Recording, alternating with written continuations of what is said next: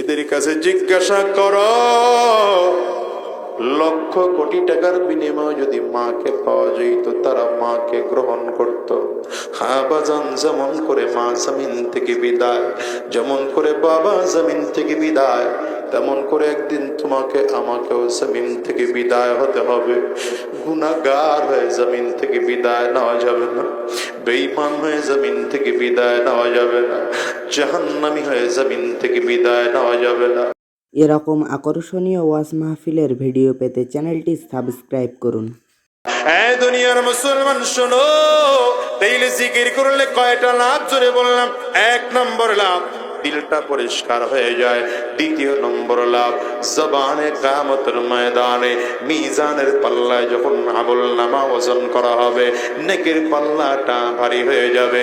3 নম্বর লাভ, জান্নাতে যাওয়ার আগে আগে প্রত্যেকবার জিকিরের সাথে সাথে জান্নাতে ফলওয়ালা ছায়াওয়ালা গাছ তৈরি হয়। আমাদের এই জাতির কপাল বড় পোড়া। এই জাতি কোনদিন আলেমদের কাছে এসে দিন শিখে না।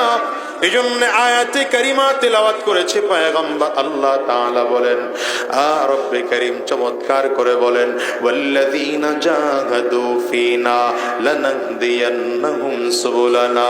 আল্লাহ বলেন, আমার যেই বান্দা আমি আল্লাহ পাকের রাস্তায় চলার জন্য চেষ্টা করে, মেহনত করে, ফিকির করে, আমি আল্লাহ তাআলা তার জন্য আমার পথে চলার রাস্তা দেখিয়ে দেই। বান্দার কাজ হলো এমন জিকিরগুলো করে করে নিজের দিলটাকে সাফ করা। বান্দার কাজ হলো নেক আমলের চেষ্টা করা। বান্দার কাজ হলো গুনাহ থেকে বেঁচে বেঁচে থাকা। বান্দার কাজ হলো হারাম থেকে বেঁচে থাকা। বান্দার কাজ হলো জাহান্নামের রাস্তা থেকে ফিরে থাকা। বান্দার কাজ হলো জান্নাতে যাওয়ার জন্য মেহনত করা, ফিকির করা। বান্দার কাজ হলো এই আমলগুলো করার পর মাঝে মাঝে নিজের চোখের পানিগুলো ফেলা আর বলা, আল্লাহ আমার জিন্দিগিতে একটা ওয়াক্ত নামাজ কবুল হলো কিনা জানি না, আমার জিন্দিগি ভর একটা রোজাও তোমার কাছে কবুল হলো কিনা জানি না, আমার জিন্দিগি ভর একটা কথাও কবুল হলো কিনা জানি না, আমি জান্নাতি না জাহান্নামী জানি না। এই জন্য নবীর সাহাবায়ে কেরামদের অভ্যাস ছিল, সাহাবায়ে কেরাম যত আমল করতেন তারপরেও চোখের পানি রাখতেন। আবু বকর সিদ্দিক রাদিয়াল্লাহু আনহুর জীবনটাও কান্নায় কান্নায় কান্নায় কান্নায় শেষ হয়ে গেল। হযরত ওমর ফারুক রাদিয়াল্লাহু আনহু তো এত বেশি কান্না করতেন, কাঁদতে কাঁদতে চোখ দিয়ে পানি পড়ে পড়ে গালের মধ্যে কালো দাগ বানিয়ে ফেলেছে। শুধু তাই নয়, হযরত আলী রাদিয়াল্লাহু আনহু যখন কবরের সামনে গিয়ে দাঁড়াইতেন, কবরের সামনে গিয়ে দাঁড়ালে মানুষগুলো বলতেন এত বেশি কান্না করতেন, কান্নাহু তাল্লুন, মনে হয় যেন দাড়ি ভিজে ভিজে টপ টপ করে পানিগুলো জমিনের মধ্যে পড়তেছে, এমন মনে হয় যেন হালকা হালকা বৃষ্টি পড়তেছিল। দুনিয়ার মুসলমান, হযরত ওমর যখন জমিন থেকে বিদায় হয়ে যাবে, কাফির মুশরিকরা যখন হযরত ওমরকে আঘাত করলো, পেটের চামড়া কেটে খাদ্যথলি পর্যন্ত কেটে গেল। চিকিৎসকরা এসে বলল, ওমর খাদ্যথলি কেটে গেলে রোগীকে বাঁচিয়ে রাখা যায় না, আপনিও মনে হয় জমিনে বেশিক্ষণ বাঁচবেন না। হযরত ওমরকে মসজিদে নববীর বারান্দার মধ্যে শোয়া দেওয়া হলো। নিজের গালটাকে মসজিদে নববীর বারান্দার মধ্যে শুইয়া মাটির সাথে ঘষতেছেন ওমর, আর চিৎকার করে করে বলেন, ওয়াইলুল লাকা ইয়া ওমর ইল্লাম ইয়াগফির লাকা রাব্বুক, ওয়াইলুল লাকা ইয়া ওমর ইল্লাম ইয়াগফির লাকা রাব্বুক। নিজের নিজ ধমকায় আর ওমর ডেকে বলে, ওমর তুই তো ধ্বংস, যদি তোর মালিক তোরে মাফ না করেন তাইলে তুই ধ্বংস হয়ে যাবে।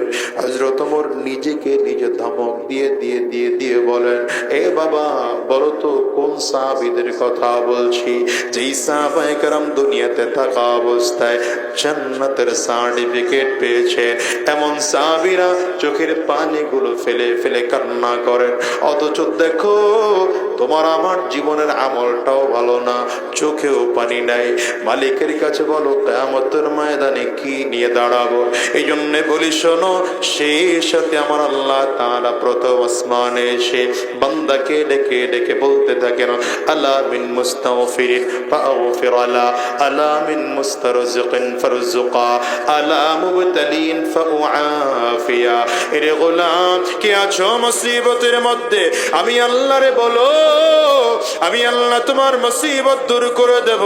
কে আছো অভাবের মধ্যে, আমি আল্লাহর কাছে বলো, আমি আল্লাহ অভাব দূর করে দেব। কে আছো গুনাহ করে ফেলেছ, আমি আল্লাহ পাকের কাছে বলো, আমি আল্লাহ তোমার জিন্দেগির গুনাহ মাফ করে দেব। এরে দুনিয়ার যুবক, দিলটারে নরম করে ফেলো। কয়দিন দুনিয়া বাঁচবো বলো? আজ দুনিয়ার জমিনে আছি, আগামীকালে জমিনে থাকবো, এমন কোন গ্যারান্টি নাই। বরঞ্চ দুনিয়া আসার সিরিয়াল আছে বাবা, যাওয়ার কিন্তু কোনো সিরিয়াল নাই। সাবধান করে বলে যাই শোনো, এই দুনিয়া আগে দাদা আসে, তারপরে বাবা আসে, তারপরে সন্তান আসে। যাওয়ার সময় এমন হয়, দাদা দুনিয়ায় থাকে, নাতি জমিন থেকে বিদায় হয়, বাবা দুনিয়ায় থাকে, সন্তান জমিন থেকে বিদায় হয়। এ বাবা, এমন হয় কি হয় না? একটু আওয়াজ করে চিল্লায় বলো। আজকের ময়দানটার দিকেও যদি তাকাও, তাকালে এমন মানুষ খুঁজে পাওয়া যাবে যেই মানুষগুলোর ঘরে মা নাই, যেই মানুষগুলোর ঘরে বাবা নাই। আমি আজাদির ঘরেও তো আমার মা নাই। আজকে 20টা বছর হয়ে গেল আমি আমার মাকে হারিয়েছি। নিজের টাকা দিয়ে আমার মাকে একটা আপেল আঙ্গুর কিনে দেওয়ার সাধ্য আমার নাই রে বাজার। আজকের এই মাহফিলটার মোনাজাত হয়ে যাবে, বাসায় গিয়ে দরজার মধ্যে টোকা লাগাইবা, মা তোমার দরজা খুলবে, কিন্তু আমি আজাদি বাসায় গিয়ে দরজার মধ্যে টোকা লাগাবো, আমি কপাল পোড়ার মা, কিন্তু আমার দরজা খুলবে না। আমি আজাদির মতো কে কে মা হারিয়েছেন, হাতটা একটু উঁচা করে দেখান তো। কার কার ঘরে বাবা নাই, আপনারা একটু হাত উঁচা করে দেখান না। হাতগুলো একটু তুলে রাখেন, তাকায় তাকায় যুবকরা দেখুক মা হারা মানুষদের অবস্থা কেমন হয়। যুবক, এই মানুষগুলোর চেহারার দিকে একটু তাকিয়ে তাকিয়ে দেখো না। এই মানুষগুলো হাত তুলেছে, কারো চক্ষু দুটো লাল হয়ে গেছে, কারো চোখ দিয়ে গাল বেবে পানিগুলো পড়ে। তাকায় দেখো না, কত মুরব্বী হাত তুলেছে, কারো চোখ দুটো লাল, কারো চোখের কোটায় পানি জমে গেছে। এদের কাছে জিজ্ঞাসা করো, লক্ষ কোটি টাকার বিনিময়ে যদি মাকে পাওয়া যেত, তারা মাকে গ্রহণ করত। হ্যাঁ বাজান, যেমন করে মা জমিন থেকে বিদায়, যেমন করে বাবা জমিন থেকে বিদায়, তেমন করে একদিন তোমাকে আমাকেও জমিন থেকে বিদায় হতে হবে। গুনাহগার হয়ে জমিন থেকে বিদায় নেওয়া যাবে না, বেঈমান হয়ে জমিন থেকে বিদায় নেওয়া যাবে না, জাহান্নামী হয়ে জমিন থেকে বিদায় নেওয়া যাবে না, আসামি হয়ে জমিন থেকে বিদায় নেওয়া যাবে না। এই জন্য মালিকের কাছে চোখের পানিগুলো ফেলে ফেলে কান্না করো, আর ক্ষমা চাও, আর রাতের অন্ধকারে তাহাজ্জুদ নামাজের মধ্যে দাঁড়ায় যাও, আর রাতের অন্ধকারে আমার মালিককে ডেকে ডেকে বলো, আল্লাহ আমি বড় গুনাহগার, আমার মতো গুনাহগার এই জমিনের মধ্যে আর কেউ নাই, আমার চেয়ে খারাপ মানুষ এই জমিনের মধ্যে আর কেউ নাই, আমার চেয়ে জাহান্নামের বড় আসামি জমিনের মধ্যে আর কেউ নাই, আমাকে মাফ করে দাও। মালিকের কাছে এমন করে কান্না করে করে, চোখে পানি নিয়া, দিলটাকে নরম করে, তওবা করে, গুনাহ ছেড়ে তারপরে আমার মালিকের কবরে যাও।